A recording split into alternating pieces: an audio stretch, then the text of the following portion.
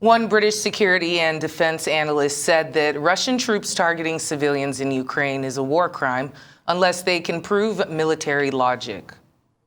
Targeting of civilians is a war crime in and of itself every day of the week.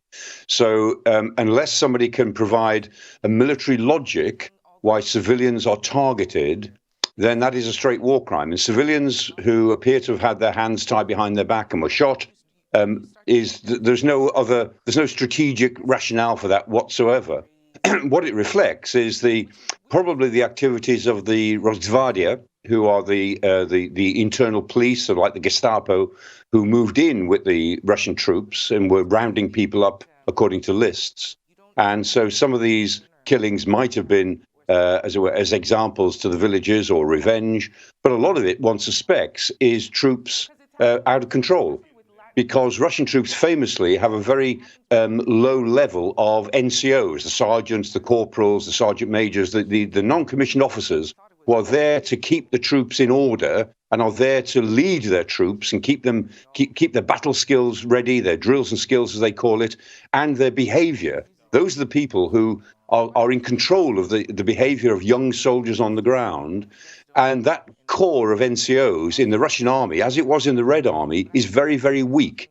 And so part of this looks like a classic case of Russian soldiers out of control, working just in their own little friendship groups, who probably got angry and very vengeful because the people opposed them and people, as it were, came out to indicate that they were going to go about their normal lives.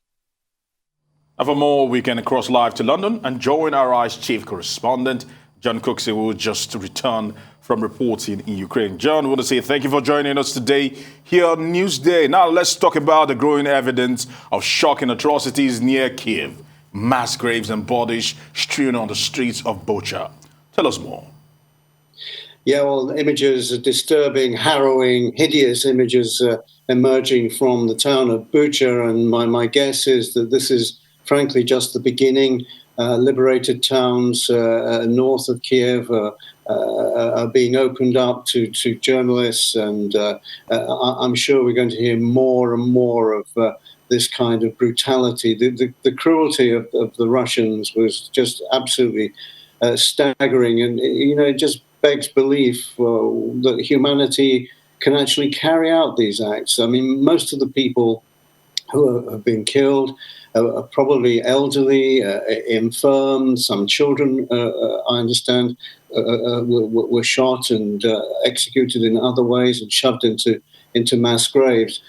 Because the fittest and the best families managed to get out in time, and so all that was left was people who just couldn't or didn't want to leave their hometown. And there are a number of hometowns affected by the Russian invasion north of Kiev, as sort of satellite towns. If for people who live in the UK, it's somewhere like Bedford or St Albans, these kind of commuter belt areas into the city, into the capital of Kiev, all affected and occupied by Russian soldiers for about 5 weeks.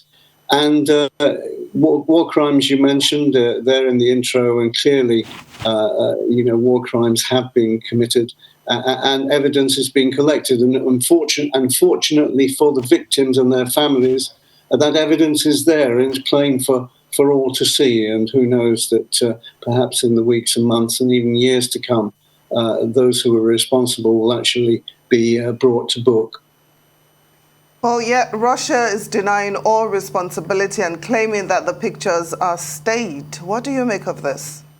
Well, the Russians do this every time. You recall the shooting down of a Malaysian airliner some years ago over Ukraine. I mean, they denied that, and clearly Russian forces or forces loyal to Moscow were involved. They did the same during the occupation of Afghanistan, and they just tell a big lie because some people will believe it, and certainly domestically there will be many people in Russia who believe what the state media is putting out. But look, we can see the evidence, and these pictures are starting to pour in now. And as I said earlier, it's just the beginning. As other towns are occupied and then liberated from Russian forces, I'm sure we'll see the same kind of atrocities of innocent civilians being killed, and not just killed. I mean, we heard stories today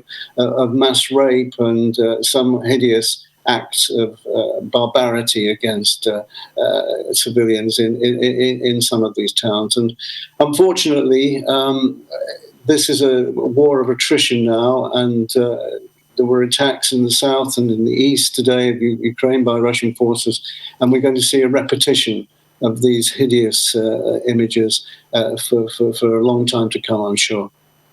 And you've actually just returned from reporting in Ukraine for Arise News. Can you tell us more about what you saw and exactly what kind of mood the country was in when you left?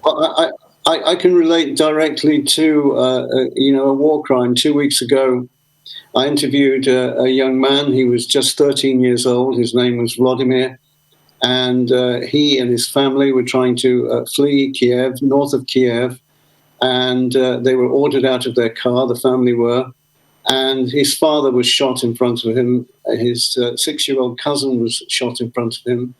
The mother survived. Vlad himself was shot in the face, but he managed to survive. I interviewed him in hospital, and that's my own personal experience of gathering evidence of war crimes in Ukraine by Russian soldiers. Overall, it's a country which has changed forever. It's a nation whose families, whose lives have been turned upside down. Their lives will never be the same. And there have been many families now will actually need counselling for what they've seen and what they've endured in the recent weeks of Russian occupation. The other thing I would say to you is that people are still fleeing in large numbers out of Ukraine. Every day, thousands of people arrive at the border with Poland and try to cross over.